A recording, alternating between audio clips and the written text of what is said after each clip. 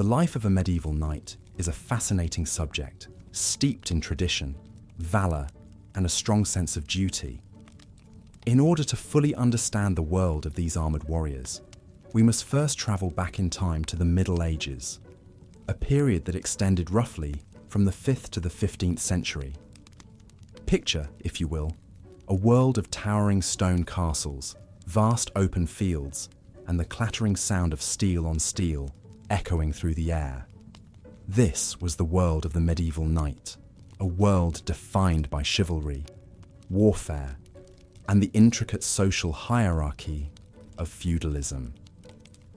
Knights were often of noble birth, part of the aristocratic class that ruled the land. They were trained in the art of warfare and expected to uphold the knightly virtues of bravery, honor, and loyalty to their liege lord. But the life of a knight was not all about combat. In fact, it was a complex, multifaceted existence that involved a deep understanding of social norms, a commitment to religious duties, and a strong sense of community and responsibility. The journey to becoming a knight began early, often when a boy was just 7 years old. At this tender age, the future knight would leave his family home and start his training as a page in the household of a lord. This period of his life was focused on learning the basic skills he would need as a knight, including horse riding, weaponry, and hunting. But his education wasn't purely physical. The page would also receive instruction in reading, writing, music, and the Christian faith. He would learn about the codes of chivalry, the importance of honor, and the expectations of his class. After 7 years as a page, at around the age of 14, the young man would graduate to the role of a squire. This was a more advanced stage in his training, where he would serve directly under a knight, acting as his shield bearer and assistant. This was a crucial time in a knight's formation, as it offered him first-hand experience of the knightly life. He would accompany his knight to tournaments and battles, learn about strategy and tactics, and understand the realities of warfare. The squire would also take on more responsibilities, often caring for his knight's horse and equipment. The life of a squire was not an easy one, but it was a necessary stepping stone on the path to knighthood. It was during this time that the young man would truly prove his worth and show that he had the potential to become a knight. His skills, character, and understanding of his role would be tested, and only those who passed these tests would be considered for the honor of knighthood. The final step in a knight's journey was the dubbing ceremony, a solemn and significant event that marked his official entry into the ranks of knighthood. The ceremony was often conducted by the knight's liege lord, who would bestow upon him the title of knight, usually by tapping him on the shoulder with a sword. This was an incredibly important moment in a knight's life, symbolizing his transition from squire to knight and his acceptance into the chivalric community.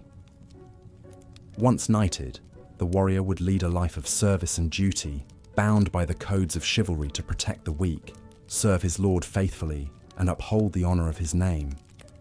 He would be expected to demonstrate bravery in battle, wisdom in council, and a deep commitment to his religious duties.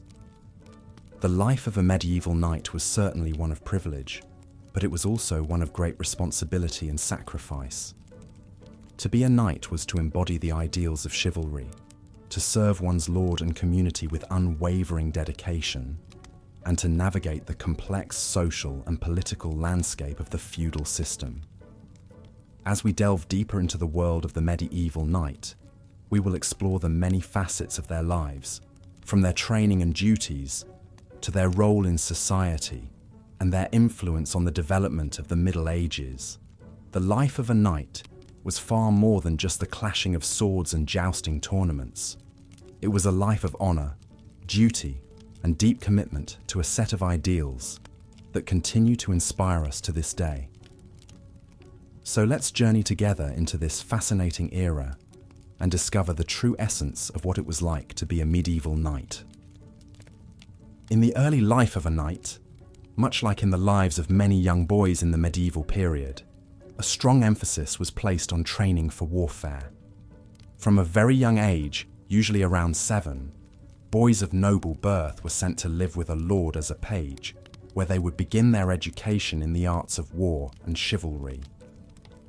This was not an easy life, nor was it short. The training of a knight lasted typically until the age of 21, a lengthy period of 14 years. The first few years of this period were focused mainly on basic physical training. The young pages were taught to ride horses, handle weapons, and were given a rigorous physical regimen to build strength and endurance. They were also taught the basics of chivalry, the code of conduct that governed the behavior of knights.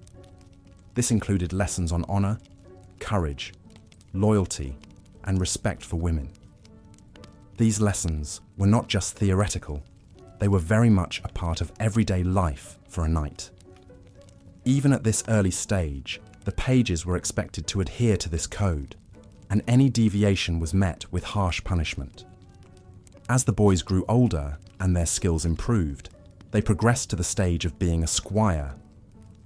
This was a significant step up from being a page. Squires were the personal assistants to knights, and as such, they were given more responsibilities and were expected to participate in actual combat training.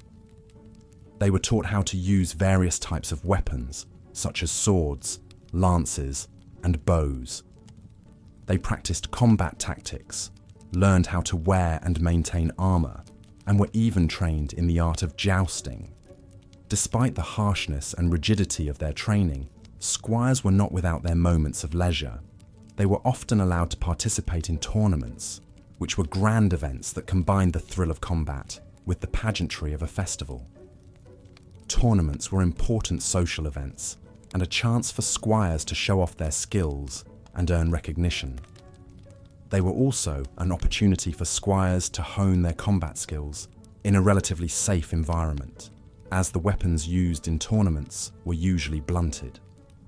The life of a squire was not all about training for war, however. They were given a well-rounded education that included lessons in reading, writing, and arithmetic. They were taught the principles of feudalism, the political and social system that governed medieval Europe, and were expected to understand and uphold these principles. Squires were also introduced to the finer points of courtly etiquette, learning how to behave in the presence of lords and ladies, how to speak eloquently, and how to conduct themselves with dignity and grace. After years of rigorous training and education, a squire would finally be ready to become a knight. This was a momentous occasion, marked by a grand ceremony known as the accolade. The squire would be dressed in a white tunic, symbolizing purity, and a red robe, symbolizing the blood he was willing to shed for his lord. He would kneel before his lord, who would then tap him on the shoulders with a sword, officially bestowing upon him the title of knight. Once a man had become a knight, he was expected to serve his lord in battle, protect the weak and defenseless, and uphold the principles of chivalry. He was given a fief, a plot of land, as a reward for his service, and was expected to manage this fief and its inhabitants. He was also expected to participate in tournaments, which served as both a form of entertainment and a way to maintain and improve his combat skills. The life of a medieval knight was not easy, but it was one of great honor and responsibility. From a young age, knights were trained to be warriors, leaders, and upholders of the social order. They were expected to live by a strict code of conduct, which demanded courage, honor, and loyalty. Despite the hardships and dangers they faced, knights were respected and admired figures in medieval society. They were the epitome of the medieval ideal of the warrior aristocrat, a combination of martial prowess and noble values.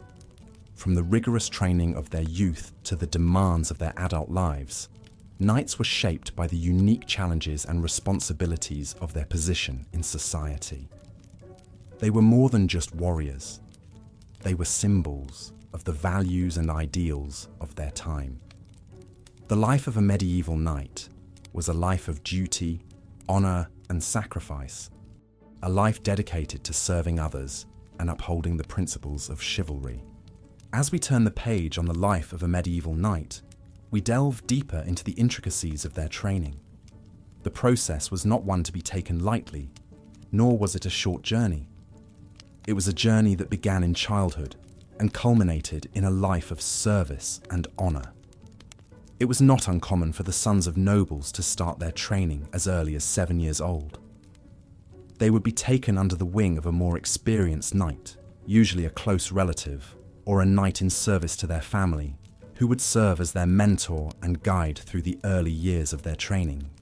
These early years were often spent in the household of their mentor, a period known as pagehood. During this time, they were taught basic skills such as horse riding, hunting, and basic combat skills. But it was not all about physical training. The young pages were also expected to learn about the chivalric codes, the religious doctrines, and the social etiquette of the time. They would serve in the household, learning humility and obedience, and gaining a practical understanding of how a knightly household was run. As they grew older and more skilled, usually around the age of 14, the young pages would graduate to the rank of squire. Now their training intensified. They would practice with a variety of weapons, including swords, lances, and bows. They would learn to fight in armor, to joust, and to participate in mock battles. The squires were also responsible for maintaining their knights' equipment, a task that taught them the importance of keeping their gear in top condition. They would sharpen the swords, polish the armor, and take care of the horses. Yet, their duties were not limited to the battlefield. They served as personal attendants to their knights, aiding them in all matters, from dressing to eating. This close relationship allowed them to observe and emulate the behavior of their mentors. The squires would also accompany their knights to tournaments and battles, providing them with first-hand experience of what their future role would entail. After several years of rigorous training, the squire would finally be ready for the knighthood. The ceremony of knighthood was a solemn and religious affair, often taking place in a church. The night before the ceremony, the squire would undergo a ritual purification, known as the Vigil of Arms. They would pray and fast, preparing themselves spiritually for the responsibilities that lay ahead. On the day of the ceremony, the squire would be dressed in a white tunic, symbolizing purity, a red robe, signifying nobility, and a black doublet, representing mortality. They would then kneel before the Lord, or the knight, who was to dub them. The Lord would tap the squire on each shoulder with a sword, a practice known as the accolade. With this action, the squire would become a knight, ready to serve their lord and protect their land. The road to knighthood was long and arduous, but it molded these young boys into men of honor, courage, and skill.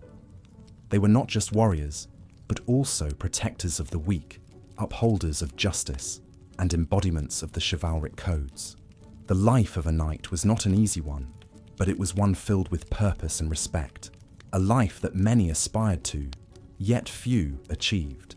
As we continue in the life of a medieval knight, we will explore the duties and responsibilities that came with the title, the challenges they faced, the role they played in the society they helped shape, and the legacy they left behind. For now, let the resonating clang of swords, the echo of hooves, and the rustling of armor lull you into a restful slumber as we delve deeper into the fascinating world of the medieval knight in our next section. As we continue our journey through the life of a medieval knight, we now find ourselves in the heart of the knight's adolescence. This was when a page transitioned into the role of a squire, a position of increased responsibility and proximity to the knightly ideal. This period was marked by rigorous physical training and a deeper immersion into the codes of chivalry, which would lay the foundation for the squire's eventual ascension to knighthood. The age of 14 was usually when a page would become a squire. However, the transition was not merely a matter of course. It required the recommendation of his knight mentor, who would only give it if he believed the young man was ready. This readiness was judged not only on physical prowess, but also on the squire's understanding and adherence to the chivalric code. Once a page was promoted to the status of a squire, he was assigned to a knight for whom he would act as a personal aide. Apart from the continuation of his studies in reading, writing, music, and the moral codes of chivalry, the squire also began a more intense physical regimen designed to prepare him for the rigors of warfare. He would learn to ride while wearing armor, wield a sword, and use a lance. He would become proficient in the techniques of the mounted charge and the hand-to-hand combat that often followed. He would also learn how to care for a horse, a knight's most valued companion in battle. During this period, the squire would also attend tournaments, not only as an observer, but also as a participant. Tournaments were grand affairs, often attended by nobility from far and wide. The squire would assist his knight, carrying his weapons, and even standing in for him if the knight was unable to compete. Tournaments were not solely about martial prowess. They were also social occasions, where the codes of chivalry were displayed and reinforced. The squire would observe how the knight interacted with his peers, how he treated those of lower status, and how he conducted himself with women, particularly the ladies of the court. The squire would learn that being a knight was not just about being a warrior.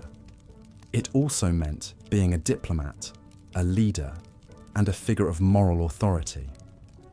A squire's training was not limited to the physical and social aspects. He was also taught the arts of strategy and tactics, learning how to command troops in battle, how to lay siege to a castle, and how to defend one. He would study the great battles of the past and the commanders who led them, absorbing the lessons they offered. The period of being a squire was a challenging time, often marked by long hours, hard work, and intense discipline.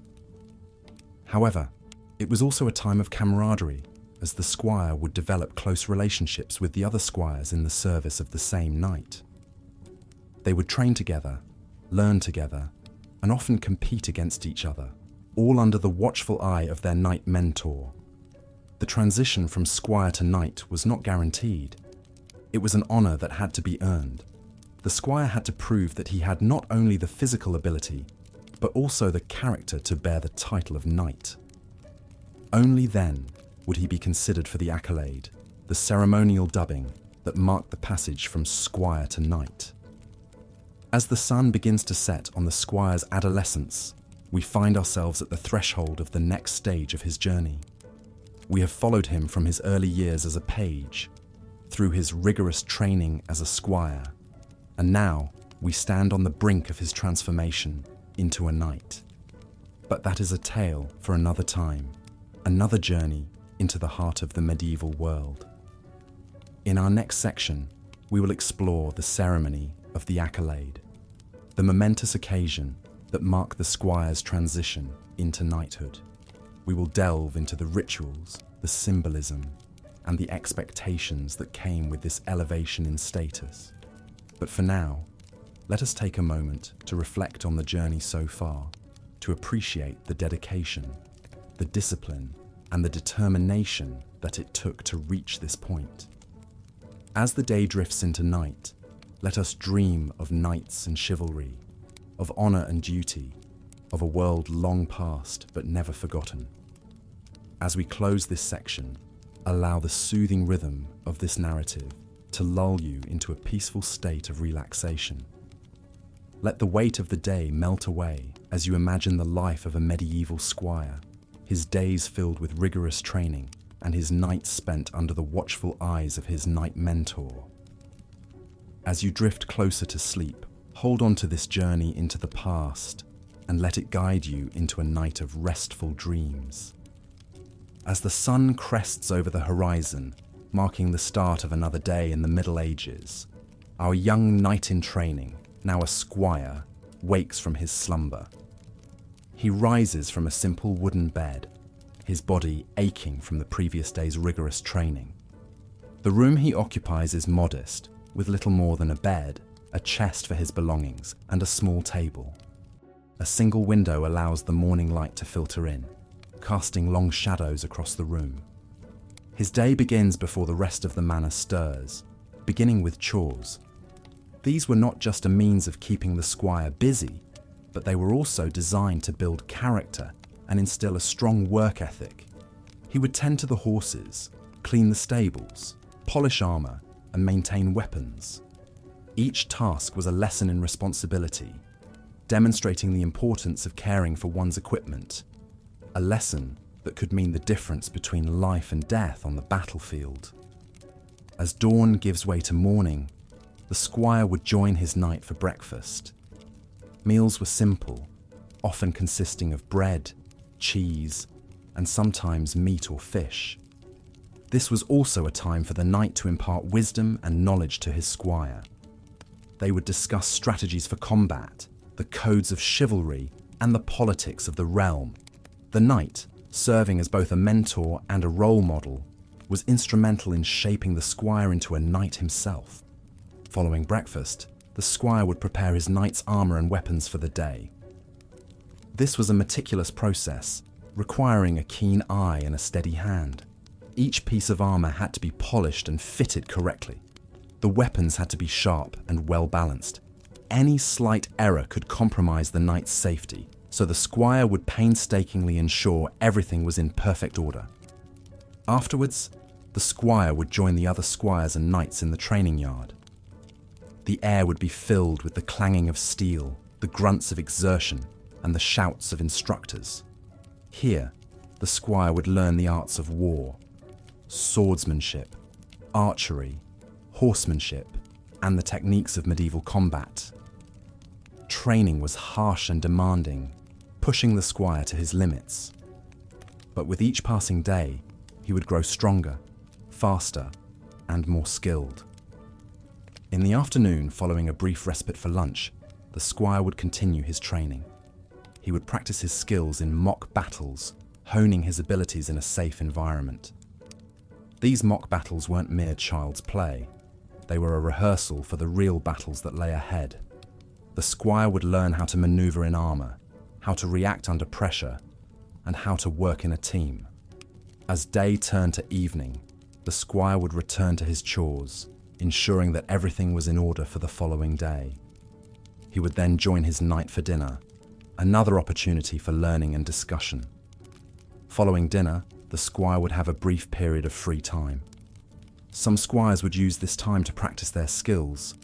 Others would engage in games or storytelling. Despite the demanding schedule, there was camaraderie among the squires, a shared understanding of the challenges they faced. As the night settled in, the squire would retire to his room.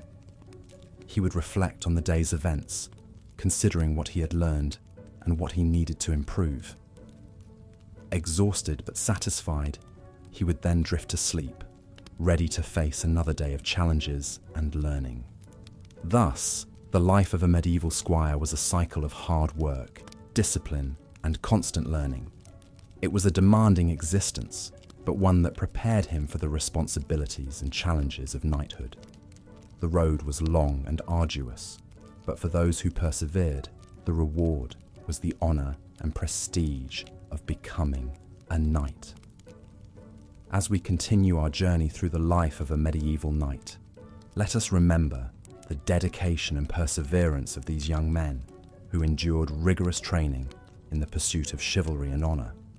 In the cold, pre-dawn light, our young knight embarks upon his first true test of valor, his first battle. Clad in his newly earned suit of armor, he mounts his trusty steed, the weight of his sword a comforting presence at his hip. The air is thick with a sense of anticipation, and the ground beneath him vibrates with the restless energy of hundreds of armored men preparing for the chaos that is about to unfurl. As the sun emerges from the horizon, casting long shadows over the shifting sea of steel, our knight, not yet fully a man, has the first taste of the grim reality of his chosen path. Battle, he quickly learns, is not the romanticized clash of honor and glory he had imagined. It is a brutal, chaotic, and terrifying ordeal, a dangerous dance of steel and horseflesh where a single misstep could spell the end. Despite the terror and chaos, the young knight does his duty, fighting doggedly with all the skills he has honed over years of rigorous training. He fights not only for his own survival, but also for the honor of his lord and the safety of his homeland. He learns quickly that the battlefield is not a place for individual glory, but a place where teamwork and discipline reign supreme. Each knight is part of a larger whole, a cog in the grand machine of war, and each has a role to play. Surviving his first battle, our knight returns home a changed man. The naive boy who left is replaced by a battle-hardened warrior, a man who has tasted the bitter reality of war and emerged stronger for it. He carries with him the scars of battle, both physical and mental, as constant reminders of the price he has paid for his knighthood. As years pass, the knight's life becomes a cycle of training, service, and occasional bouts of warfare. He lives by a strict code of chivalry, a set of moral and social rules that govern his every action. He is expected to be the paragon of virtue, to be loyal, courteous, generous, and brave. He is the protector of the weak, the champion of justice, and the defender of his lord's lands. In times of peace, the knight's life is one of service and duty. He acts as the lord's right hand, carrying out his will and ensuring the smooth running of his lands. He oversees the training of new squires, ensuring that the next generation of knights is ready to bear the burden of knighthood. He also acts as a judge, settling disputes among the common folk and ensuring that justice is served. Yet, being a knight is not all duty and warfare. There is also time for leisure and enjoyment. Tournaments are a common pastime for knights, providing an opportunity to display their martial prowess in a less deadly environment than the battlefield. These events are grand spectacles, filled with music, feasting, and merriment. Knights engage in jousting, archery, and melee combat, competing for glory and the favor of the ladies. Speaking of ladies, courtly love is another important aspect of a knight's life. Knights are expected to be courteous and chivalrous towards women, treating them with respect and admiration. A knight would often dedicate his victories in tournaments and battles to a lady, often one who is unattainable due to her high social status or marital status. This unrequited love is viewed as a noble pursuit, a testament to a knight's dedication and virtue. As our knight grows older, the rigors of his duties and the toll of numerous battles begin to weigh heavily on him. His once youthful vigor is replaced by the stoic endurance of a seasoned veteran. Yet, despite the hardships, he carries on, driven by duty and honor, ever the paragon of chivalry and virtue. In the twilight years of his life, our knight may retire to a life of peace, passing on his duties to a younger generation. Yet, he remains a knight until the end, his life a testament to the ideals of chivalry and the harsh realities of the medieval world. He may no longer wear the armor or wield the sword, but he carries with him the indomitable spirit of the knight, a spirit forged in the fires of battle and tempered by a lifetime of duty and service. The life of a medieval knight, as we have seen, is one of duty, honor, and hardship. It is a life chosen by few, but respected by many. It is a life that encapsulates the spirit of the medieval age, a time of great turmoil and change, a time when the ideals of chivalry and the reality of war coexisted in a delicate balance. It is a life that, despite its many challenges, was filled with moments of glory, courage, and honor, moments that continue to capture our imagination and inspire us today.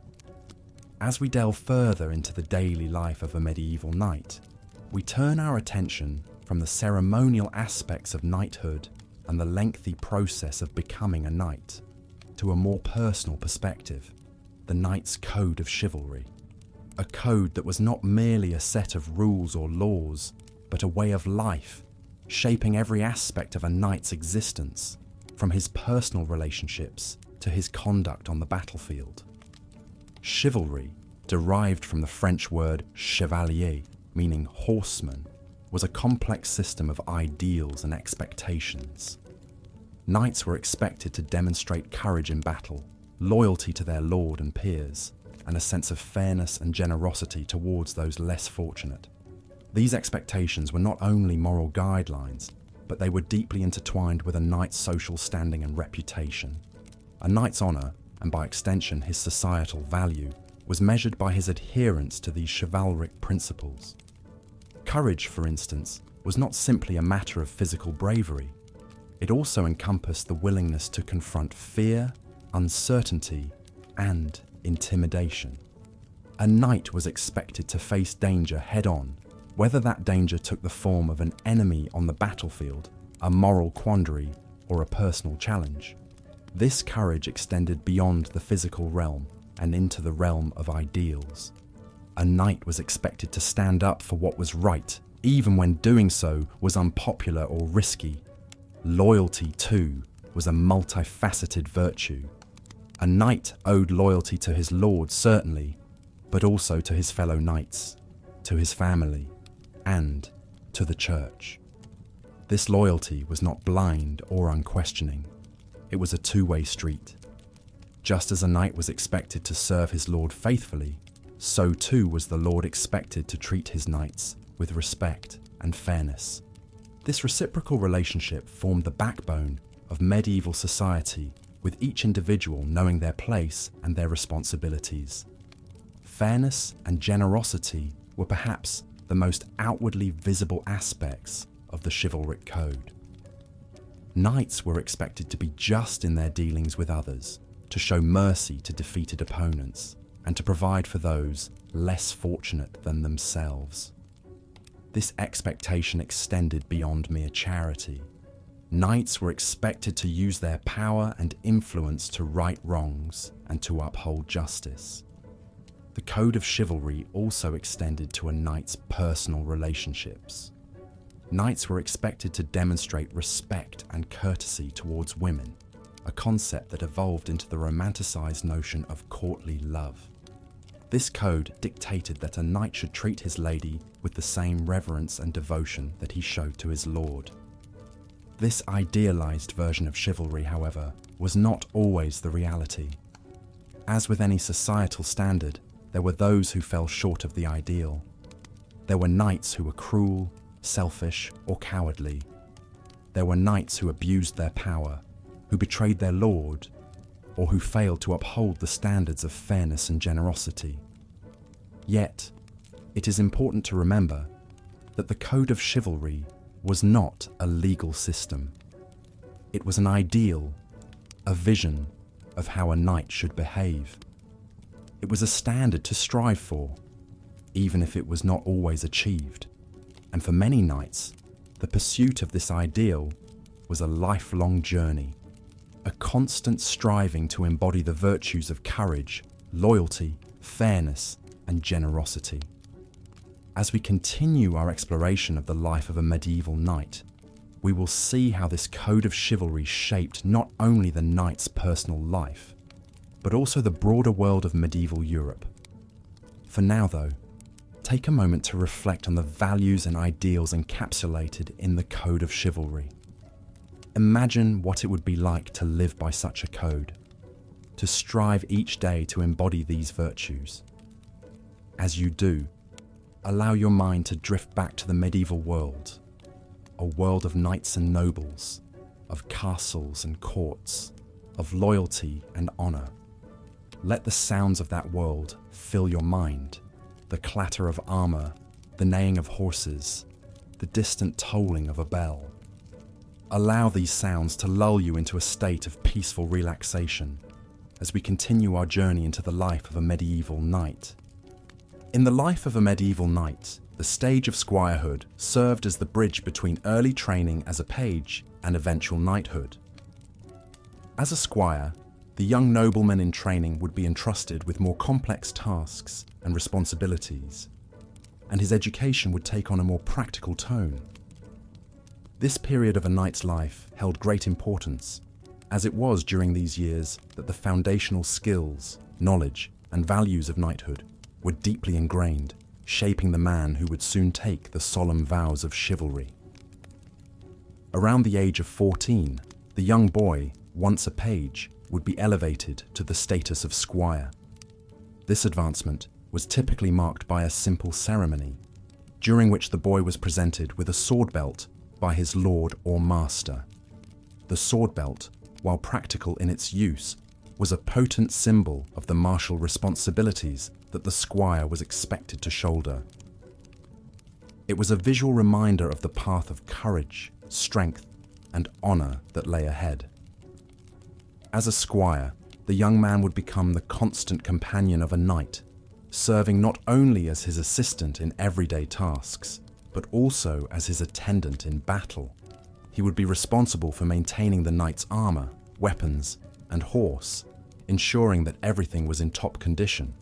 This provided the squire with an intimate knowledge of the tools of a knight's trade, knowledge that would prove invaluable when he himself would take up the mantle of knighthood.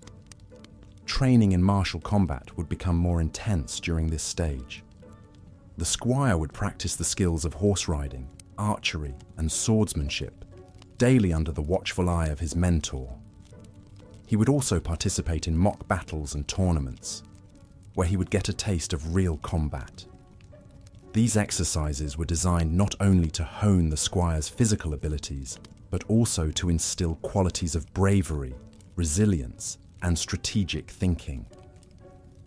But the life of a squire was not all about physical training and combat. There was a significant emphasis on education and character building as well. The squire would continue his lessons in reading, writing, and arithmetic. He would study the Bible, the works of classical philosophers, and the principles of chivalry. He would also learn about the feudal system, the code of conduct for knights, and the traditions and customs of the court. The squire's character was considered as important, if not more so, than his physical prowess. He was expected to embody the virtues of honesty, loyalty, generosity, and modesty. He was taught to respect all, especially women, and to uphold the principles of justice and fairness. He was reminded that his primary duty as a knight was to protect the weak and the innocent, and to serve his lord and king faithfully. The squire's life was not all work and no play. There was time for recreation and socializing as well. The squire would partake in hunting and falconry, popular pastimes among the nobility. He would attend feasts and dances, where he would learn to navigate the complex social dynamics of the court. These experiences helped to polish the squire's manners and social skills, preparing him for the challenges of courtly life. The duration of squirehood varied from one individual to another, but generally, it lasted until the age of 21. At this point, if the squire had proven his worth through his skills, character, and conduct, he would be eligible for knighthood. The transition from squire to knight was marked by a grand ceremony known as the accolade, where the squire was formally dubbed a knight by his lord or another knight of high standing. In conclusion, the stage of squirehood was a crucial period in the life of a medieval knight. It was a time of intense learning, growth, and transformation. It was during these years that the boy became a man, the trainee became a warrior, and the follower became a leader. The values, skills, and qualities instilled during this stage would guide the knight throughout his life, influencing not only his performance on the battlefield, but also his conduct in the court and his interactions with others. In the next section, we will explore the various aspects of knighthood, including the solemn vows, the roles and responsibilities, and the challenges and rewards. As we continue our exploration of the life of a medieval knight, we've arrived at the point of the evening where we delve into the knightly tournaments. These were not merely idle pastimes, but they held a significant place in the social fabric of the medieval period. The origin of knighthood tournaments can be traced back to the 11th century, when they were initially simple military exercises designed to train knights for war. However, over time, They evolved into elaborate spectacles that attracted attention from all strata of society. Knights from different parts of the kingdom and even from other countries would gather to participate in these tournaments, which were often held to celebrate significant events such as royal weddings, coronations, or victories over enemies. The tournament ground, or lists, was a large open space, usually on the outskirts of a town or castle. It was here the knights would engage in various forms of combat, with the ultimate aim of displaying their martial skills and gallantry. The most iconic of these contests was the joust. Two knights would charge at each other on horseback, each attempting to knock the other from his steed with a lance. The victor would then move on to face other challengers in a series of rounds until a final champion was declared. However, jousting was not the only form of combat in these tournaments. There were also melee combats, where teams of knights would fight each other on foot using a variety of weapons. These could be as chaotic and brutal as real battles, and injuries, even fatalities, were not uncommon. Despite the risks involved, knights eagerly participated in these tournaments. Victory not only brought honor and prestige, but could also mean substantial prizes in the form of money, land, or valuable objects. Moreover, the tournaments were a platform for knights to demonstrate their bravery and skill to potential patrons and benefactors. The tournament was also a social event. It was attended by nobility and commoners alike, and everyone participated in the festivities. There were feasts, music, dancing, and other forms of entertainment. Ladies of the court played an important role in the proceedings. They would often present the prizes to the victors, and the most admired knight would be declared the Queen of Love and Beauty by the most distinguished lady present. These tournaments were not just about combat and revelry, though. They also served to reinforce the chivalric code that knights were expected to adhere to. Knights were expected to fight honorably, respect their opponents, and display courage and loyalty. In fact, a knight who behaved dishonorably could be disqualified or even banned from future tournaments.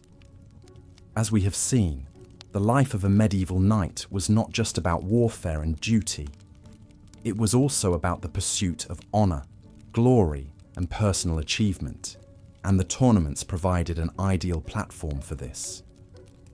They were a reflection of the values and ideals of the time, and despite the brutality and danger involved, they remained a popular and enduring feature of medieval society. This concludes our exploration of the life of a medieval knight for this evening. As you drift off into sleep, let your mind wander through the grandeur and the excitement of a medieval tournament. Imagine the thunder of hooves, the clash of armor, and the cheers of the crowd. Picture the bright colors of the knights' shields and banners, the gleaming steel of their weapons, and the elegant ladies watching from the stands. Let these images carry you away to a time of chivalry and valor, and may they inspire dreams of grand adventures and heroic deeds. Good night, and until next time, may your dreams be filled with the gallant knights and fair ladies of the medieval world. As we delve into the life of a medieval knight, we find ourselves in the heart of the feudal system. This societal structure was akin to a pyramid, with the king at the top, followed by nobles, knights, and then serfs or peasants at the bottom. As the second script block begins, we turn our gaze to the training and education of a young noble destined to become a knight. The journey to knighthood began at a tender age. A boy of noble birth, often as young as 7, would be sent away from his family to live in the castle of a lord, who would become his liege. This move was not only to begin the boy's training, but also to strengthen political alliances among the nobility. This boy, or page as he was known, would embark on a rigorous education that extended far beyond combat skills. The training was designed to mold him into a figure embodying the ideals of chivalry and service, qualities central to the knightly ethos. During this phase, the page's day would start before dawn. He would first attend to his duties, which included serving at the Lord's table, caring for the Lord's clothes, and ensuring the cleanliness of the Lord's living quarters. These tasks, seemingly menial, were essential in instilling a sense of humility and the importance of service in the young page. Education formed a key part of the page's day. He would learn to read and write, often in Latin, the lingua franca of the educated in the Middle Ages. He would also study arithmetic and, perhaps most importantly, music. Music was not only for entertainment, but was also seen as a way to make the page more well-rounded and cultured. He would learn to play the lute or the harp, and often he would be required to sing. These skills would later serve him well in the courts of the nobility, where a knight was expected to be as skilled in the arts as he was in warfare. The page's education was not limited to the academic. He would also learn to ride a horse, an essential skill for a knight. Initially, he would ride small ponies before graduating to larger steeds. He would also begin his martial training, learning to wield a wooden sword and shield. This training would occur under the watchful eyes of older knights who would ensure the page was learning the correct techniques and forms. Religion was central to a knight's life, and the page's education would encompass this aspect as well. He would attend church regularly, learning the tenets of Christianity and the importance of faith. The knight was seen as a defender of the faith, and this belief was instilled from a young age. The page would also be taught the code of chivalry, which was a moral and social code that knights were expected to follow. This code emphasized virtues such as bravery, honor, respect for women, and protection of the weak. The page would learn these values not only through instruction, but also by observing the knights and lords around him. After several years of this rigorous education and training, usually around the age of 14, the page would become a squire. This was the next step on his journey to becoming a knight. As a squire, his responsibilities would increase, as would the intensity of his martial training. But that is a story for another time. As we end this section, imagine the young page, a child in many ways, living away from his family and learning the ways of a world that demanded so much of him. His days filled with duty, discipline, and the weight of expectation. Yet also imagine the pride he felt, the anticipation of the day when he would finally earn the right to call himself a knight. This was the beginning of a journey that would shape not only his life, but the entire fabric of the Middle Ages. In the first blush of adulthood, our young knight in training would enter the stage of knighthood known as the squire. This stage was an integral part of the knight's journey, a period of learning and proving one's worth. The young man, often around the age of 14, would leave his family to live with a knight, serving as his attendant while learning the ways of chivalry, combat, and courtly manners. This was not an easy transition, nor was it meant to be. The squire's life was one of service and humility, of polishing armor and grooming horses, of observing and absorbing the ways of the seasoned knights. Squires had a wide range of duties. They assisted knights in battle, often carrying their weapons and shields, ensuring their armor was in good condition, and tending to their horses. They would also serve the knight at meal times, pouring their drinks and cutting their meat. But these chores were not without their rewards. As they served, squires were privy to the conversations of knights and lords, gaining insight into the world of politics, warfare, and the chivalric code. The squires were not just servants, but students. They learned horsemanship, a crucial skill for a knight, and practiced wrestling and hunting to enhance their physical strength and dexterity. They were taught to read and write in Latin and French, the languages of the court and church. Through these lessons, they acquired the knowledge and skills required to navigate the complex world of medieval society. As they grew older, squires were expected to accompany their knight to tournaments, an essential aspect of knightly life. These events were not just games, but a showcase of military prowess and chivalry. They were occasions for knights to test their martial skills, to earn glory, and to reinforce social bonds. For the squire, they were a chance to observe and learn, and sometimes to participate. In a tournament, knights would compete in events like jousting and melee combat. Squires would assist their knight, helping him don his armor, caring for his horse, and providing him with weapons. But squires weren't just spectators. They too had a role in the tournament. In some events, squires were allowed to compete, giving them a chance to show their own martial prowess. These were important opportunities for the squire, for if they performed well, they could attract the attention of other knights and lords, enhancing their reputation and prospects. Life as a squire was not all work and no play. There were times for leisure and entertainment, for songs and stories, for games and sport. Squires would often engage in mock battles and horse races, enhancing their skills while having fun. These activities, while certainly enjoyable, were also an integral part of their training, teaching them teamwork, strategy, and the art of war. As the squire grew older and more proficient in his duties, he would gradually take on more responsibilities. He might be asked to lead a group of younger squires, or to assist the knight in more complex tasks. These were signs that the squire was nearing the end of his training, that he was ready to take on the mantle of knighthood. The transition from squire to knight was not automatic. It was a privilege that had to be earned through years of service and dedication. When the knight felt that the squire was ready, he would recommend him for knighthood. This was a momentous occasion, one that was often accompanied by a grand ceremony.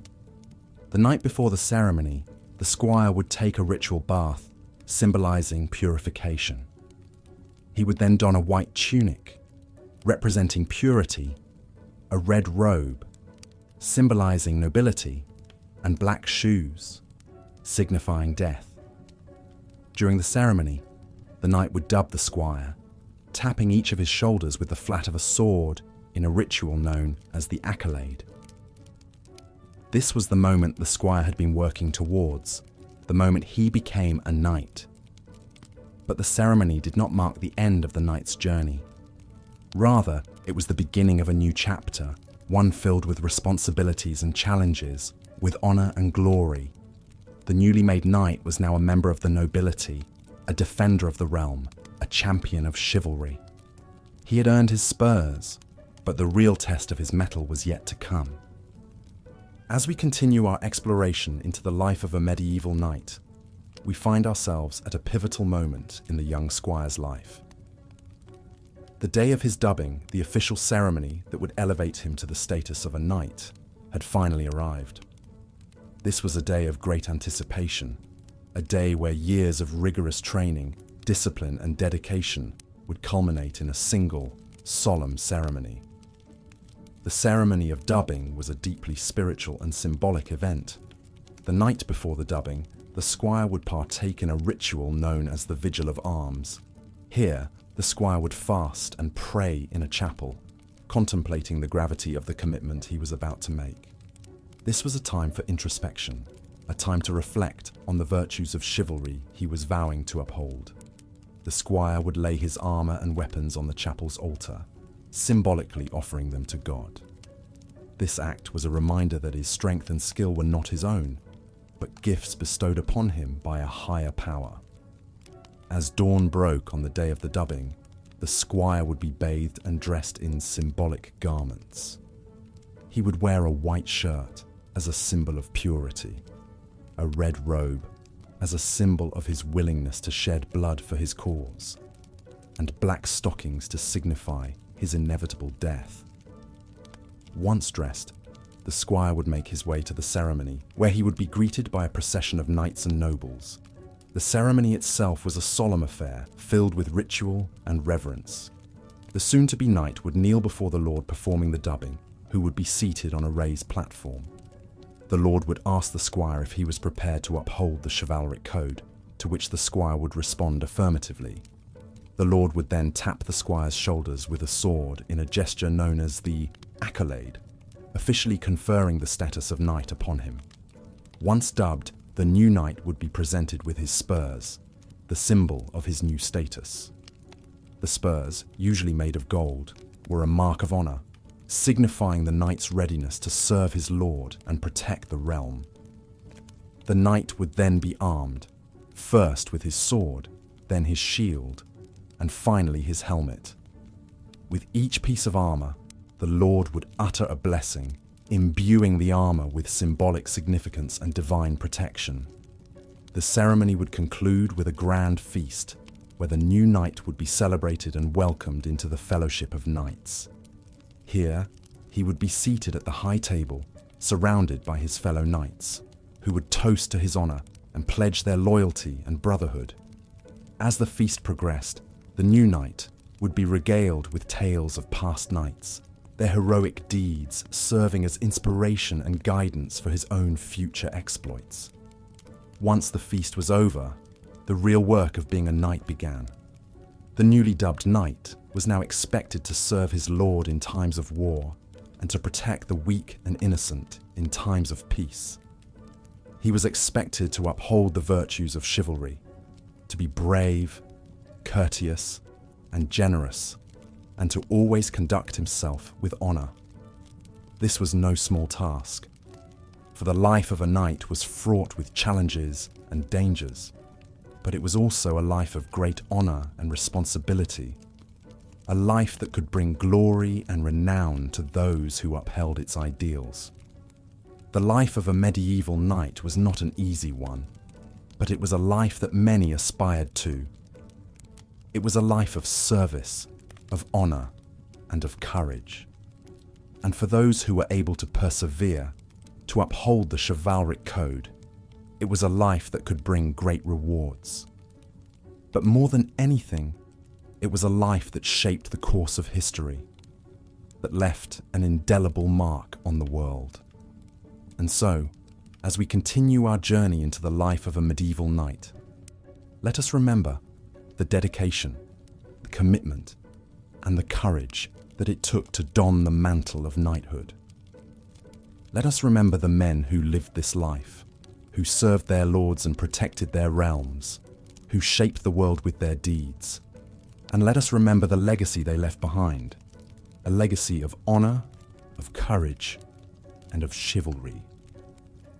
In the life of a medieval knight, the dawn of his martial career was marked by his squireship. This was a critical time, as it laid the groundwork for the rest of his life. A young man, usually around the age of 14, would leave his family to live in the household of a lord. This was a significant change, a transition from the comfort of one's family to the stern discipline of a lord's hold. He would begin his training under the watchful eye of an experienced knight who would serve as his mentor. The squire would learn not only the arts of war, but also the chivalric codes and social etiquette that would become the cornerstones of his identity. The day-to-day life of a squire was filled with both work and learning. His mornings would typically begin before dawn with prayers in the chapel. This was followed by an extensive training regimen that involved horse riding, archery, and swordplay. But his days were not all about martial training. He would also be expected to assist his knight in various duties. He would help him don his armor, care for his horses, and accompany him in hunts and tournaments. The squire would also be expected to serve at the lord's table during feasts and to attend to any guests. This was an important part of his education, as it taught him the social graces and etiquette of the nobility. However, squireship was not all work and no play. There were ample opportunities for leisure and enjoyment. The medieval knight's life was punctuated by grand tournaments, feasts, and hunts. These events were not just recreational. They were a crucial part of the knight's social life, allowing him to forge alliances and demonstrate his prowess. The squire, too, would participate in these events, often competing against other squires in mock tournaments. These events were not only a testing ground for their martial skills, but also provided them the chance to catch the eye of potential patrons. As the squire grew older and his skills improved, he would be given more responsibilities. He might be asked to lead a group of men in battle or to manage the lord's estates. This was a test of his leadership and administrative abilities, preparing him for his future role as a knight. The culmination of his training was the dubbing ceremony, where he would be officially recognized as a knight. This was a momentous occasion, filled with ritual and symbolism. The squire would be bathed, dressed in new clothes, and presented to the Lord.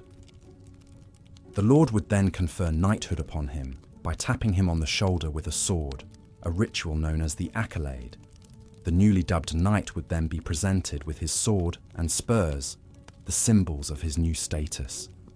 He would swear an oath of fealty to his lord, pledging his loyalty and service. And thus, the squire would officially become a knight, ready to embark on his new life. This was a moment of great joy and pride, not only for the knight, but also for his family and his mentor. It marked the successful completion of his training and the beginning of his career as a knight. This was an important milestone in a knight's life, a moment when he would step out from his mentor's shadow and begin to carve out his own identity. He would be expected to uphold the chivalric code, to protect the weak, and to serve his lord faithfully. He would also be expected to participate in wars and tournaments, to demonstrate his martial prowess and to win glory for his lord and himself. However, the life of a knight was not all about war and glory. There were also times of peace, when the knight would be expected to manage his estates and to perform various administrative duties. This was a different kind of challenge, requiring not just strength and courage, but also wisdom and diplomacy. The knight would need to balance the demands of his lord with the needs of his tenants to ensure prosperity and harmony in his lands. The knight's life was a complex and multifaceted one, filled with challenges and responsibilities. It required not just physical strength, but also mental resilience and emotional maturity. Despite the hardships and the risks, it was a life that many young men aspired to, drawn by the allure of honor, glory, and adventure. In the next section, we will explore the later years of a knight's life, a time of reflection and consolidation. We will look at the challenges and rewards of this period and how the knight navigated the twilight of his career.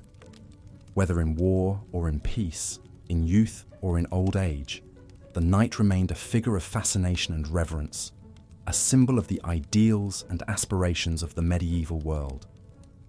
As we journey further into the life of a medieval knight, we find ourselves in the midst of the knighting ceremony. This pivotal moment in a squire's life is the culmination of years of training and preparation. The evening before the ceremony, the squire would take a ritual bath, symbolic of purification. Dressed in a white tunic to represent purity, red robes to symbolize the blood he was willing to shed for his lord and his people, and a black robe as a reminder of his eventual death, the squire would prepare himself for the solemnity of the occasion. During this time, he would pray and meditate, reflecting on his vows of chivalry, the responsibility that he was about to undertake, and the significance of his upcoming role in society. This period of vigil was meant to test his resolve, patience, and dedication. It was a time of quiet introspection and contemplation, a time for the squire to mentally prepare himself for the duties and obligations he was about to accept. As the dawn broke on the day of the ceremony, the squire, now clean in body and spirit, would be dressed in his finest attire, ready to take on his new role. He would make his way to the chapel where the ceremony was to take place, led by a procession of fellow knights and nobles. His family, friends, and the people of the kingdom would gather to witness this important event. The ceremony itself was a solemn affair, filled with religious symbolism and rituals. The priest would bless the sword, which was then laid on the altar. The squire would kneel before his lord, who would then present him with his spurs, shield, and finally, his sword. The future knight would swear an oath of loyalty to his lord, promising to uphold the ideals of chivalry, to protect the weak and defenseless, and to serve his lord faithfully. The act of dubbing, The moment when the squire officially became a knight was a symbolic gesture. The lord would lightly strike him on the shoulder with the flat of the sword, a symbolic blow to remind the new knight of his obligations and duties. This moment, known as the accolade, was a significant milestone in the life of a knight. It marked the transition from squire to knight, from student to master. Once the ceremony was concluded, the new knight would mount his horse, drawing his sword and holding it aloft as a symbol of his new status. He would then ride around the courtyard or the tournament field, showing off his new accoutrements to the assembled crowd. The people would cheer, celebrating the birth of a new knight, a new protector of the realm. The first few years of knighthood were often filled with challenges and trials. A newly dubbed knight was expected to prove his worth on the battlefield and in tournaments. He would be tested, not just on his combat skills, but also on his ability to uphold the ideals of chivalry and his loyalty to his lord. These were the years when the knight would truly come into his own, honing his skills, gaining experience, and earning his reputation. Many knights sought to distinguish themselves, either through acts of bravery on the battlefield or through their prowess in tournaments. The knight's reputation was his most valuable asset. A good reputation could earn him fame, wealth, and the respect of his peers. The life of a knight was not just about warfare and combat. He was also expected to be a model of chivalry, to be courteous, generous, and honorable. Knights were often called upon to act as judges in disputes, to protect the weak and the needy, and to set an example for others to follow. Despite the violence and brutality of their profession, knights were expected to uphold the highest standards of conduct, both on and off the battlefield. Life as a knight was fraught with dangers and challenges, but it was also filled with honor and glory. A knight was more than just a warrior. He was a protector, a leader, and a symbol of the ideals of chivalry. From the moment he was dubbed to the end of his life, a knight carried the weight of his responsibilities with pride and dedication.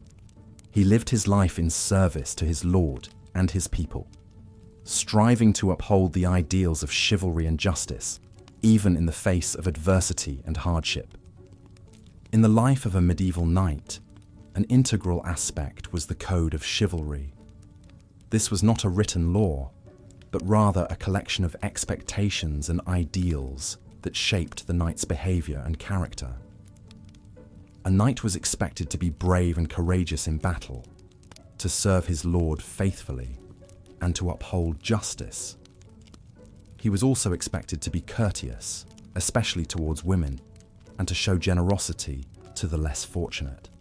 The code of chivalry also emphasized the importance of honor and reputation, and knights were expected to engage in acts of valor to maintain and enhance their standing. The chivalric code not only shaped the actions of knights during times of war, but also influenced their behavior during times of peace. Knights were expected to participate in tournaments, which were essentially mock battles that allowed them to showcase their skill and bravery. These tournaments were grand spectacles, often attended by nobles and royalty, and winning a tournament could greatly enhance a knight's reputation. Knights also engaged in the practice of courtly love, which was an idealized form of love that was often unrequited or unfulfilled. This form of love was typically directed towards a lady of higher social standing, often the wife of the knight's lord. Courtly love was characterized by secrecy, admiration from a distance, and a deep sense of respect for the lady. This practice was often romanticized in medieval literature, and it provided another way for knights to demonstrate their chivalry. The life of a knight was not all about warfare and chivalry, however. Knights also had responsibilities to their estates and their families. Many knights were also lords, which meant that they had lands and serfs to manage. They were expected to provide protection and justice for their people, and in return, they received labor and goods. Managing an estate was a complex task that required a good understanding of agriculture, economics, and local laws. Furthermore, knights had a duty to their families. Marriages among the knightly class were often arranged for political or economic reasons, and knights were expected to be faithful to their wives and to provide for their children. They were also expected to train their sons in the ways of knighthood, ensuring that the chivalric tradition would continue for another generation. The life of a knight was filled with contradictions. On one hand, they were warriors, trained to fight and kill in the name of their lord. On the other hand, they were expected to be paragons of virtue, upholding the ideals of chivalry and courtly love. They were managers of estates and leaders of men, but they were also servants, bound by their vows of fealty to their lord. Despite these contradictions, or perhaps because of them, the figure of the knight continues to fascinate us today. In the next section, we'll delve into the twilight years of a knight's life, examining how they navigated the challenges of aging in a society that valued physical prowess and martial skill. We'll also explore the legacy that knights left behind, both in terms of their tangible contributions, such as castles and fortifications, and their intangible contributions, such as the ideals of chivalry that continue to influence our culture today. As you drift off to sleep, let your mind wander through the grand halls of medieval castles, filled with the echoes of clashing swords and the whispers of courtly love. Let the tales of knights and chivalry guide you into a peaceful slumber, filled with dreams of valor and honor. As we navigate the intricate pathways of a medieval knight's life, we now find ourselves at the threshold of adulthood. The young squire, having spent years learning the arts of war and chivalry, now stands on the precipice of a life-changing moment. He's about to be dubbed a knight. This pivotal ceremony was of great significance in the Middle Ages, and it's here that we'll focus our attention in this part of our journey. The dubbing ceremony, or the accolade, was a rite of passage for any medieval squire. It was the culmination of years of rigorous training and preparation. The ceremony was often religious in nature, underlining the Christian morals that were considered the bedrock of knighthood. The night before the ceremony, the squire would participate in a vigil of arms. Here, he would pray and fast, preparing his mind and spirit for the solemn responsibility he was about to undertake. The squire would often bathe as a symbolic act of purification, and would be dressed in symbolic colours: white for purity, red for nobility, and black for death, a bleak yet stark reminder of the deadly nature of his profession. The actual ceremony was filled with symbolism and tradition. The future knight would kneel before the Lord, conducting the ceremony, presenting his sword in homage. The Lord would then strike the squire on the shoulder with the flat of the sword, a symbolic act known as the accolade. This dubbing was the moment of transformation, the precise point where the squire became a knight. Upon becoming a knight, the new warrior would be given his spurs, the ultimate symbol of his new status. These were not the ordinary spurs of a horseman, but rather a pair intricately decorated, often made of pure gold.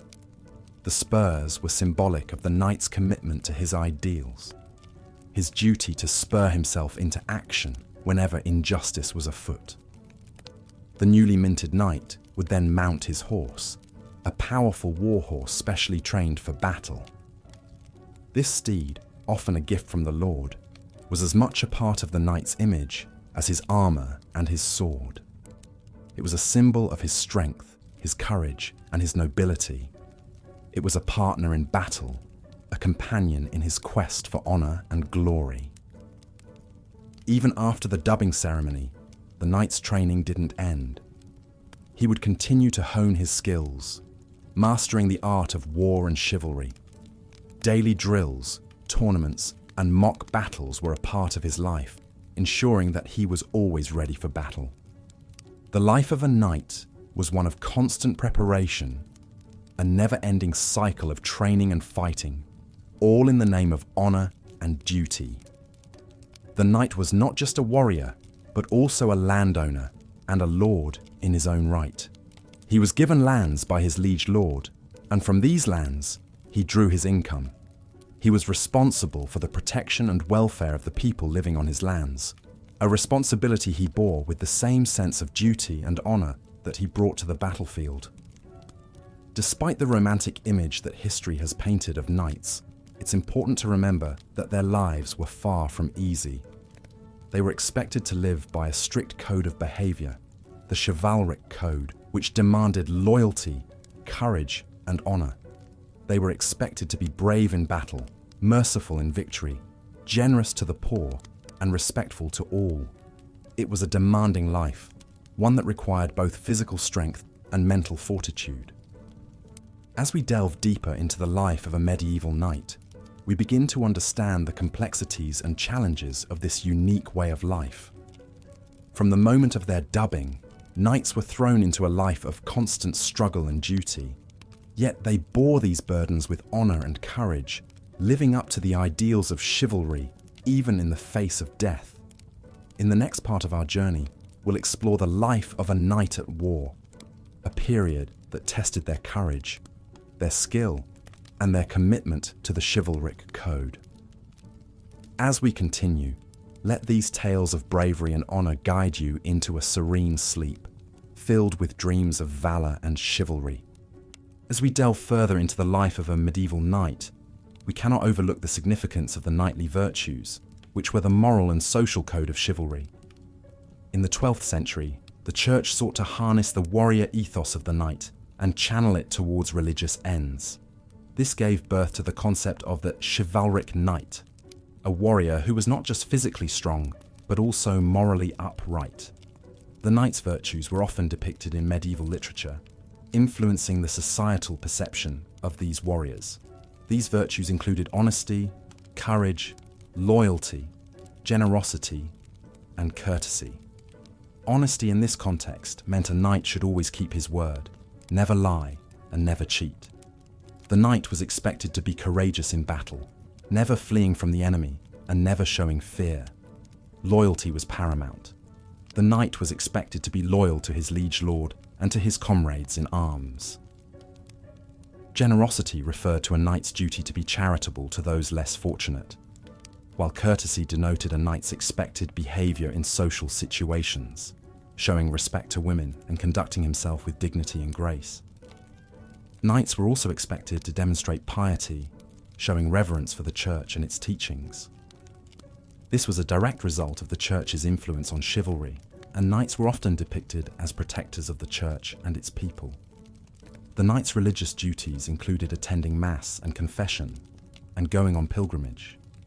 Some knights even chose to become members of religious military orders, such as the Knight Templars or the Knights Hospitaller, serving both God and king. The training of the knight was not just physical, but also moral and spiritual. The knight's education included learning about the Christian faith and the virtues of chivalry. This education was often imparted by the church through priests and monks, who played a significant role in the upbringing of the knight. The chivalrous knight was also expected to be a patron of the arts, fostering the development of literature, music, and architecture. Many knights were themselves poets and musicians, composing songs and poems about love and war.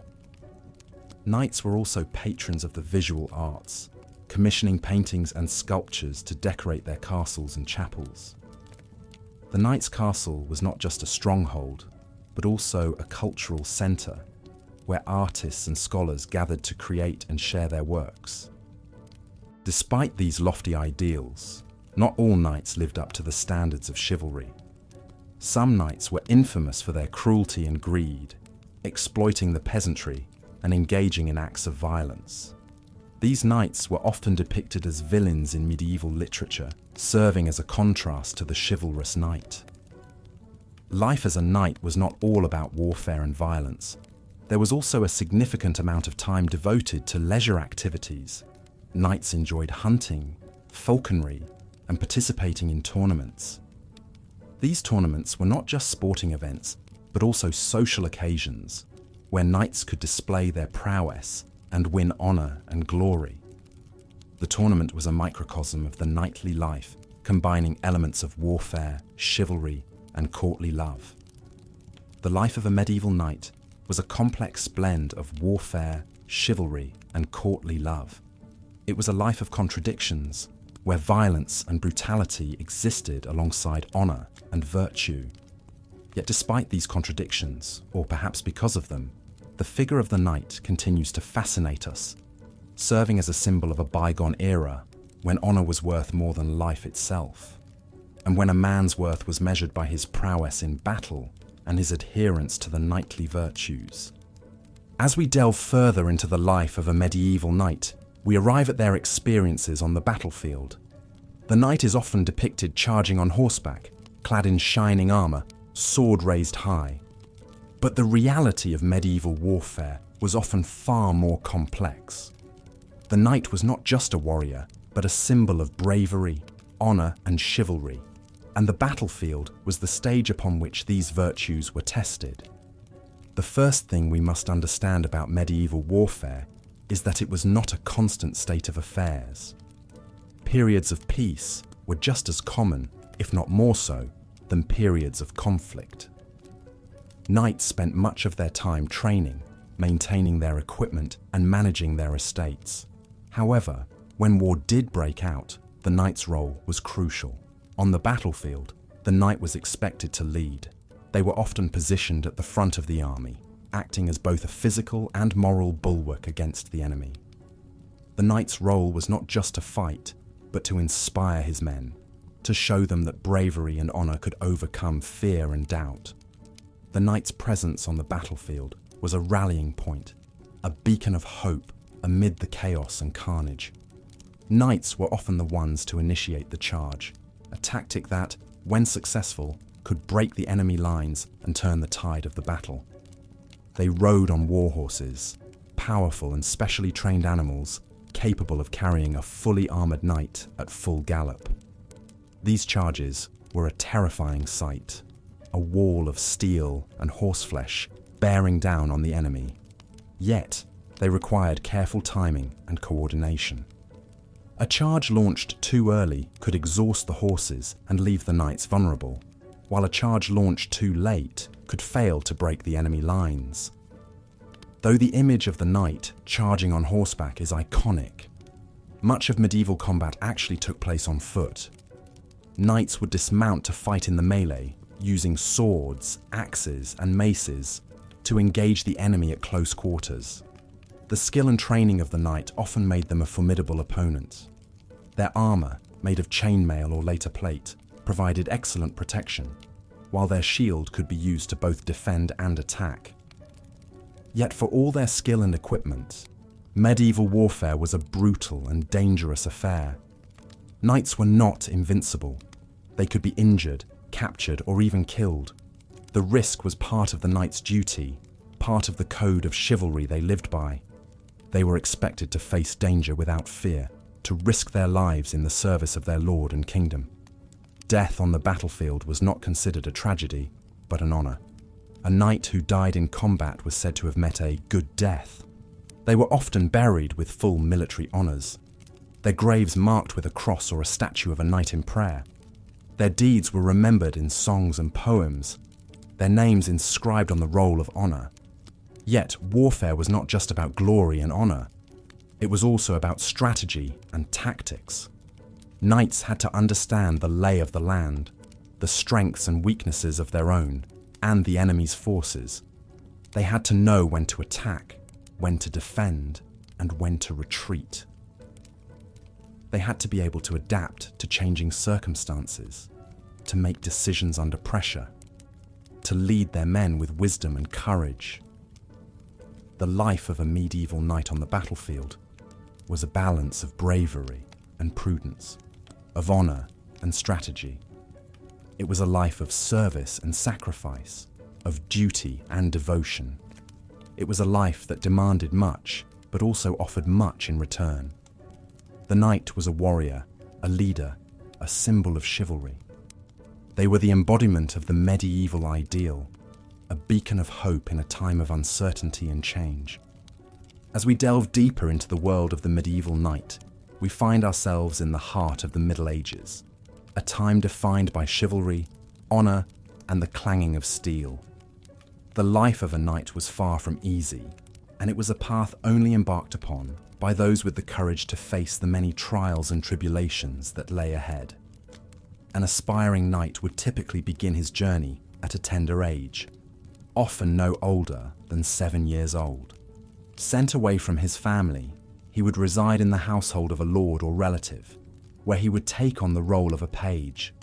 In this role, the young boy would perform various chores and tasks, whilst learning the basic principles of chivalry and knighthood. His days would be filled with rigorous training and lessons in everything from etiquette and courtly manners to horse riding and combat. The page would also be educated in religion, as faith played a crucial role in the life of a knight. At the age of around 14, the page would be elevated to the rank of squire. This was a significant step forward in the journey to knighthood and was marked by an increase in responsibilities and duties. The squire would serve directly under a knight, acting as his personal attendant. He would assist in the maintenance of the knight's armor and weapons, accompany him to tournaments and battles, and even serve him at the dining table. Despite the seemingly menial nature of these tasks, they served a crucial purpose. They allowed the squire to observe the knight closely in his daily life, learning firsthand the virtues and codes of conduct that defined a true knight. He would witness the knight's bravery in battle, his fairness in judgment, his piety in faith, and his courtesy towards ladies. The squire would also continue his physical training, which was now more intense and focused. He would learn to handle a variety of weapons, including swords, lances, and bows. He would practice jousting and participate in mock battles, honing his skills and preparing himself for the real challenges that lay ahead. The rank of knight was not simply handed to the squire when he reached a certain age. It was a title that had to be earned through a demonstration of skill, courage, and virtue. When his master deemed him ready, the squire would undergo the ceremony of knighthood. This was a deeply religious and symbolic event, often taking place in a church and involving a night-long vigil, during which the squire would pray and prepare himself for the life that lay ahead. Upon his knighting, he would be presented with his armor and weapons, each piece symbolizing a different virtue. The helmet represented wisdom, the breastplate righteousness, the shield faith, and the sword the spirit of justice. Dressed in his new regalia, the newly knighted man would then take the oath of knighthood, pledging to defend the weak, uphold the law, and serve his lord faithfully.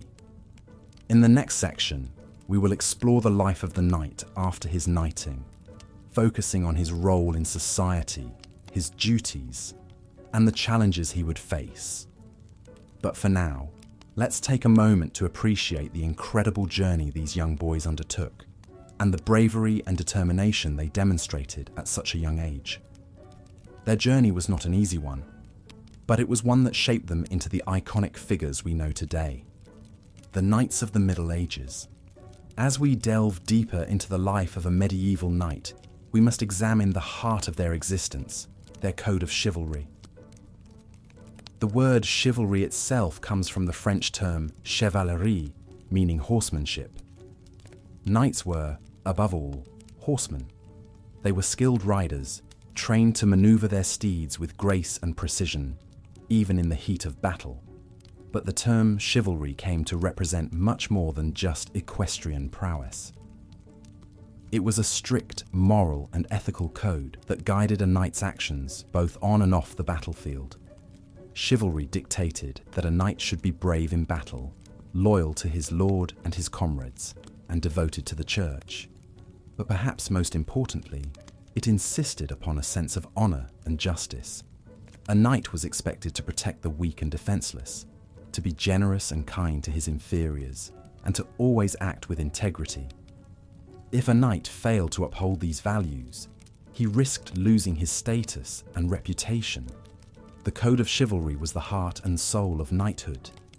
It was what separated the true knights from mere soldiers or mercenaries. One of the most significant aspects of a knight's life was his religious devotion. Knights were deeply religious, and the church played a pivotal role in their lives. They were expected to attend Mass regularly and observe the holy days of obligation. Many knights took vows of chastity and poverty, renouncing worldly pleasures in the name of service to God. They saw their duty as a holy mission, a divine calling that required them to put aside personal desires and devote themselves entirely to the service of others. Knights were also expected to be patrons of the arts and letters. They were encouraged to learn to read and write, to appreciate poetry and music, and to engage in intellectual pursuits. The ideal knight was not just a warrior, but a scholar and a gentleman. He was well educated, cultured, and refined. He could recite poetry, play a musical instrument, and engage in sophisticated conversation. He was expected to be knowledgeable about the world and its affairs, to be curious and inquisitive, and to always seek to broaden his horizons. Being a knight was not simply a job or a profession, it was a way of life. It encompassed every aspect of a man's existence, from his moral and ethical conduct to his intellectual pursuits and his social interactions. It was a demanding and challenging lifestyle, but it was also one of great honor and prestige. Knights were held in high regard by society, and their status was one of privilege and respect. Training to become a knight was a rigorous and demanding process. Boys as young as 7 could be sent to serve as a page in a noble household, where they would learn the basics of horsemanship, weaponry, and chivalry. After several years, they would advance to the rank of squire, serving directly under a knight and assisting him in his duties. They would learn to care for the knight's horse and equipment, to follow him into battle, and to emulate his behavior and conduct. After many years of training and service, a squire could finally be knighted and join the ranks of the chivalrous elite. Knighthood was not for the faint of heart. It required strength, courage, and determination. It demanded unwavering devotion to a strict moral and ethical code. But for those who were willing to accept the challenge, it offered the chance to live a life of honor and glory, to serve a noble cause, and to make a meaningful contribution to society. It was a life of duty and sacrifice, but also one of honor and prestige. It was a life that was both challenging and rewarding, filled with danger and excitement, but also with joy and fulfillment. It was, in short, the life of a medieval knight. As we delve deeper into the life of a medieval knight, it is essential to examine the pivotal role that training played in shaping these esteemed warriors. The journey to knighthood began at a young age, often as early as 7 years old, when a boy was sent to a noble household to serve as a page. This was the first stage in his education, where he would learn basic manners, courtesy, and the social graces expected of a knight. He would also be introduced to the fundamentals of religious instruction and moral codes, which were indispensable in the chivalric ethos. From the noble household, the young page would observe the knights and squires, learning by imitation, aspiring to their prowess, and dreaming of the day when he too would don the armor of a knight. The page would help with the horses, clean the weapons, and assist in the everyday tasks of running the household. It was a rigorous, yet essential phase, providing the foundation for the page's future knightly duties. As the page grew older and stronger, usually around the age of 14, he would graduate to the rank of a squire. This was a significant milestone in the path to knighthood. As a squire, he would be entrusted with more responsibilities, such as carrying the knight's shield and additional weapons into battle. He would also assist the knight in donning his armor, a task which required strength and dexterity, given the weight and complexity of the medieval armor. Simultaneously, the squire's training would intensify. He would practice daily with various weapons, particularly the sword and lance, honing his skills for the battlefield. The squire would also learn to ride and control a horse while wearing armor, a challenging task that demanded physical stamina and agility. Mock battles, tournaments, and hunting expeditions served as practical training grounds where the squire could apply and test his skills. One aspect of the squire's education that often goes overlooked is the intellectual and moral training. The concept of chivalry was deeply entrenched in the knightly class. It was an ideal that combined martial prowess with virtues such as loyalty, honor, generosity, and piety. The squire would learn about these ideals not only through instruction, but also by observing the knights around him. The stories of legendary knights and their heroic deeds served as moral guides, illustrating the qualities a knight should possess. It was common for a squire to serve for 7 years before he could be considered for knighthood. However, in times of war, squires could be knighted earlier if they demonstrated exceptional bravery or skill in battle. The ceremony of dubbing to knighthood was a solemn and significant occasion, often associated with religious rituals. The prospective knight would spend the night in prayer and fasting. In the morning, he would confess his sins, take a purifying bath, and dress in symbolic white garments, signifying his purity and devotion. The actual ceremony of knighthood involved the would-be knight kneeling before a lord or another knight. He would swear an oath of loyalty and promise to uphold the ideals of chivalry. The lord or knight would then confer the accolade, a symbolic blow on the shoulder with the flat of a sword, after which the newly dubbed knight would be given his spurs, the ultimate symbol of his new status. Being a knight was an honor and a responsibility. It was a role that required physical strength, martial skill, and a deep understanding of the ideals of chivalry. The rigorous training, starting from the age of 7, molded the knight into a warrior, a protector, and a symbol of the highest ideals of medieval society.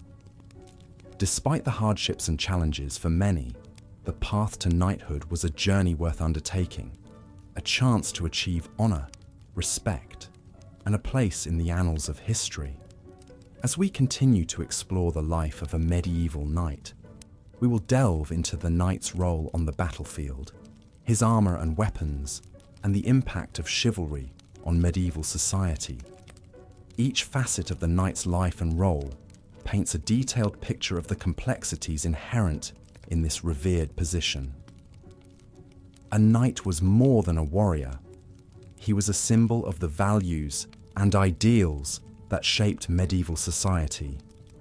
It is through understanding these intricacies that we can truly appreciate the life and legacy of the medieval knight.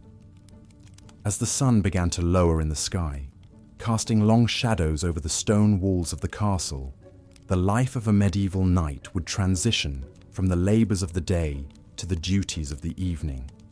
The great hall, where the knight had earlier taken his midday meal, would be abuzz with activity. The air would be filled with the aroma of roasting meat and baking bread, the chatter of servants, and the clatter of pots and pans. Here, the knight would partake in the evening meal, known as supper, a communal and often lengthy affair that offered the opportunity for relaxation and camaraderie after a hard day's work. Supper was an important part of a knight's day, as it was a time to replenish the energy expended during the day's activities. The meal was usually substantial, consisting of a meat or fish dish, bread, cheese, and sometimes a sweet pudding. Wine and ale would also be served, providing the knight with a chance to unwind and enjoy the company of his fellow knights. The food was often simple, but the conversation was lively, filled with tales of battle, discussions of strategy, and the latest news from the realm.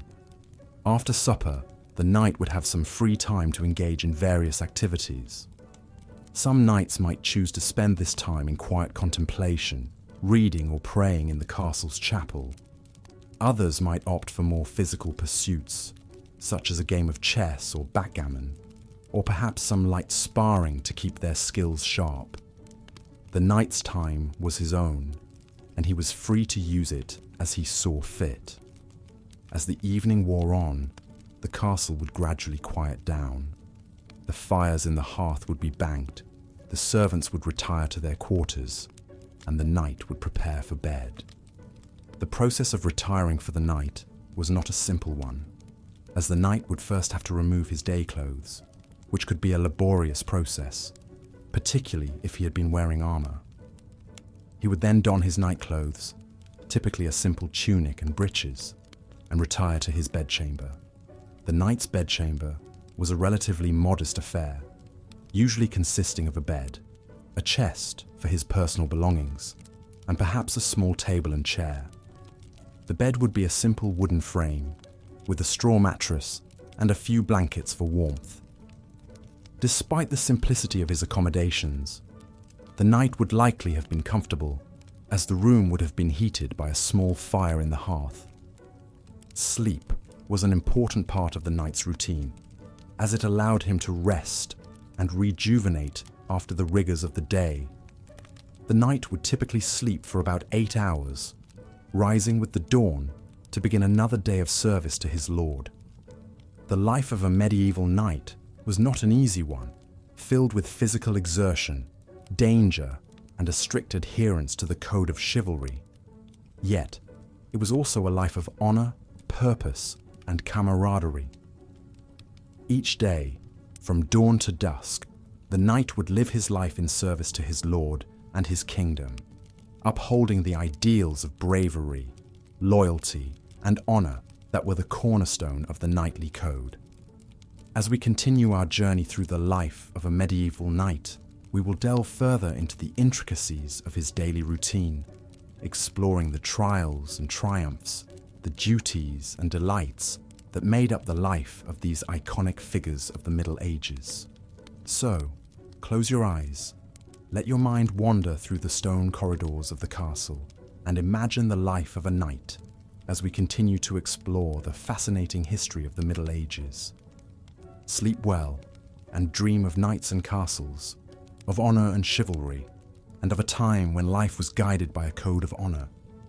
The life of a medieval knight was not only about training and battles, it was also about the intricate social structures and codes of conduct that governed their everyday lives. Chivalry was the code of conduct that dictated how knights should behave. It was a set of ideals that combined Christian values with the military virtues of bravery, loyalty, and honor. The concept of chivalry was widely propagated and romanticized in the literature of the time, with tales of knightly heroism and courtly love capturing the imaginations of the medieval population. Being a knight meant, above all, being a Christian warrior. Knights were expected to protect the weak and defenseless, to give succor to widows and orphans, and to refrain from the wanton giving of offense. They were expected to fight for the welfare of all and to obey those placed in authority over them. The chivalric virtues were deeply ingrained into the psyche of the medieval knight, forming the core of his identity and his sense of self. In addition to their military and religious duties, knights also had a significant role in the social and political life of the medieval society. They were among the ruling elite and held significant power and influence. They were often called upon to serve as advisors to the king or the lord they served. Their counsel and their sword arm were highly valued, and they often played a crucial role in the decision-making processes of the kingdom. It wasn't all duty and warfare for the knights, though. They also had time for leisure and recreation. Tournaments were a popular pastime for knights. These were grand spectacles, often lasting for several days, where knights would compete in various contests of skill and bravery. Jousting was the most famous of these contests. It was a test of a knight's horsemanship and his skill with the lance. But there were also other contests, such as the melee, where groups of knights would fight each other in a mock battle, or the pas d'armes, where a knight would challenge all comers to combat. Knights also enjoyed hunting and falconry. These were not only recreational activities, but also important training exercises, helping to hone the knight's skills in tracking, stealth, and precision. Music and poetry were also part of a knight's education. Knights were expected to be well-rounded individuals, capable of appreciating and contributing to the arts. Courtly love was another important aspect of a knight's life. This was a stylized and idealized form of love, often extramarital, that was popularized in the literature of the time. Knights were expected to be devoted to their ladies, to serve them with loyalty and respect, and to perform deeds of valor in their honor. This was a highly romanticized and often unrealistic ideal, but it was a powerful cultural force that shaped the behavior and attitudes of the knights. Being a knight was a lifelong commitment. It was a role that came with great responsibility and required a high degree of personal discipline. But it was also a privileged position that offered opportunities for glory and honor. It was a challenging life, but for those who were called to it, it was a life that offered the chance to live out the ideals of chivalry and to serve a cause greater than themselves. This was the life of a medieval knight. It was a life of duty and devotion, of hardship and glory, of war and peace. It was a life that was deeply ingrained in the fabric of the medieval society, shaping its values and its ideals, its hopes and its dreams. It was a life that remains a powerful symbol of the chivalric ideal, a life that continues to inspire and fascinate us to this day. As we move into the next section, we will explore the twilight years of a knight's life and their role as elder statesmen and mentors to the next generation of warriors. In the autumn of their years, knights often found new purpose and meaning, proving that their contributions to society extended far beyond their prowess on the battlefield. As we delve deeper into the life of a medieval knight, we now turn our attention to a crucial aspect of their existence: the code of chivalry. The concept of chivalry was a moral, religious, and social code of knightly conduct. It was a set of ideals and responsibilities that governed the behavior of a knight. These ideals were often discussed in the literature of the Middle Ages, such as the famous Arthurian legends. The code of chivalry dictated that a knight should be brave in battle, loyal to his lord and comrades, and ready to defend the church. He was expected to be a paragon of virtue, demonstrating honesty, generosity, and courtesy. Above all, he was to be humble, recognizing that his skills and status were gifts from God, to be used in service to others. Knights were also expected to show respect and protect those who were weaker than themselves, particularly women and children. This aspect of chivalry was often romanticized in medieval literature, with tales of knights performing daring deeds to win the favor of a lady. But this was not just about romantic love. It was about honor and duty, about using one's strength and skill to uphold justice and protect the innocent. In addition to these moral and ethical expectations, the code of chivalry also had a practical aspect. It provided a set of rules for conduct in warfare. Knights were expected to respect the rights of prisoners, to avoid unnecessary violence, and to honor the terms of truces and treaties. They were also expected to show respect and courtesy to their fellow knights, even those on the opposing side. The training of a knight was not just about physical skill and martial prowess, but also about learning this code of chivalry. Young boys who were training to become knights would learn about these ideals from their mentors and teachers. They would be taught the rules of chivalry, and they would learn to value honor and duty above personal gain. The ideal of the chivalrous knight was not always met in reality. Knights were human after all, and they were subject to the same temptations and weaknesses as any other. There were certainly many instances where knights failed to live up to the high standards set by the code of chivalry. But the ideals of chivalry provided a benchmark, a standard to strive for. And there were many knights who took these ideals to heart and strove to live their lives in accordance with them. The code of chivalry had a significant impact on the culture and society of the Middle Ages. It influenced the way people thought about warfare, about honor, and about the responsibilities of those in positions of power. It also influenced the way people thought about gender and social roles. The ideals of chivalry promoted a particular vision of masculinity, one that valued strength, courage, and honor. But it also promoted a vision of femininity, one that valued virtue, modesty, and the need for protection. In conclusion, the life of a medieval knight was not just about fighting and warfare. It was also about living up to a set of ideals, about striving to be a paragon of virtue and honor. The code of chivalry was a crucial part of this, providing a set of guidelines that shaped the behavior and attitudes of knights. It was a code that demanded much, but it also offered a vision of a noble and virtuous life, a life of service and sacrifice. As we continue our exploration of the life of a medieval knight, we will delve further into the rituals and traditions that shaped their lives. We will look at the ceremony of knighthood, the importance of heraldry, and the role of tournaments in the life of a knight. But for now, let us take a moment to appreciate the complexity and depth of the chivalrous code, and the ways in which it shaped the life and identity of a medieval knight. As we delve deeper into the life of a medieval knight, the sun begins to set on our imaginary landscape. The orange glow paints a picturesque image of the castle, with its towering stone walls casting long shadows over its residents. The knights, returned from their day's training or perhaps a jousting tournament, would be preparing for the evening. The night held its own set of responsibilities and rituals that were no less important than the duties of the day. The evening meal, or supper, was a significant event in the life of a knight.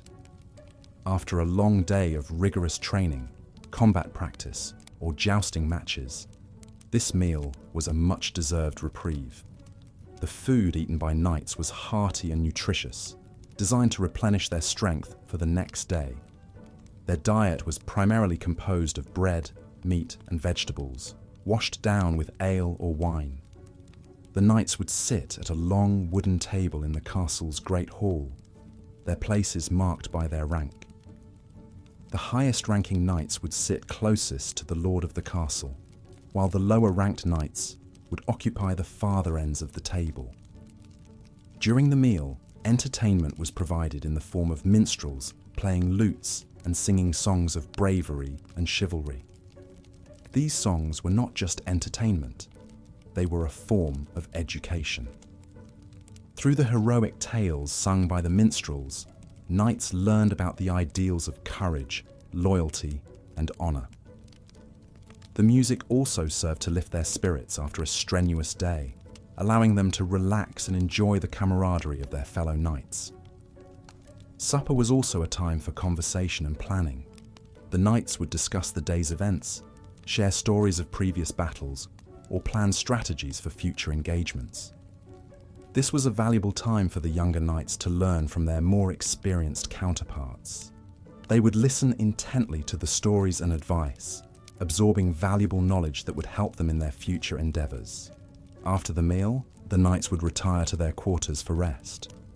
However, rest did not always mean sleep. Many knights would spend their evenings in quiet contemplation or prayer. Their faith was an essential part of their life, providing them with moral guidance and spiritual strength. Knights would often pray to Saint George, the patron saint of knights, asking for his protection and guidance. The knights' quarters were simple and functional, reflecting their austere lifestyle. They would sleep on a straw mattress covered with a linen sheet. A wooden chest would hold their personal belongings, such as their clothing and armor. Despite the simplicity, these quarters were a private sanctuary for the knight, a place where they could find respite from their duties and responsibilities. Occasionally, a knight might be assigned night watch duty, a crucial task that involved guarding the castle from potential threats. This duty was often rotated among the knights, ensuring that everyone shared the responsibility. The night watch was a lonely and often tiresome task, but it was essential for the security of the castle and its inhabitants. As the night deepens, the castle would fall into a serene quietness. The knights, either on watch or in their quarters, would find themselves in a world separated from the hustle and bustle of the day.